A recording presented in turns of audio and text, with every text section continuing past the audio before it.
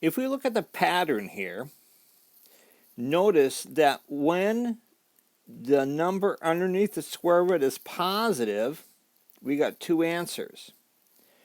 When the number underneath the square root was 0, we got one answer.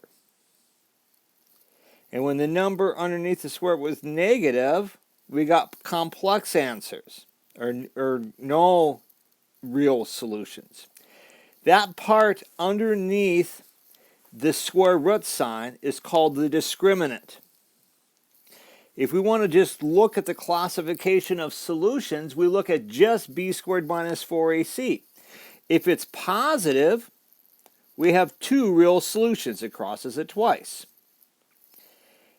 If it's negative, then we have no solutions.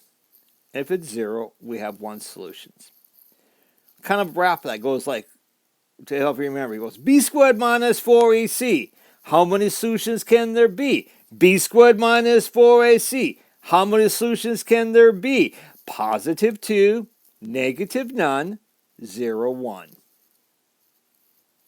So let's take a look at that. We're going to look at just b squared minus 4ac on this problem. On this problem, a is 1, b is 3, c is 5. So if we do 3 squared minus 4 times 1 times 5, that'll be 9 minus 20, which is negative 11. No solutions. No real solutions, at least, because it's negative. Let's take a look at another problem here.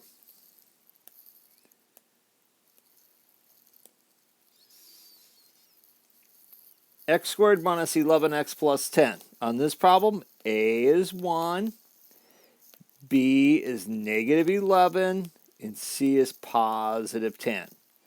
So we're going to look at b squared minus 4ac. So negative 11 squared minus 4 times 1 times 10. So you get 121 minus 40, which is 71, which is positive. Really, I don't care what the number, I'm looking at the signs. So there are two real solutions.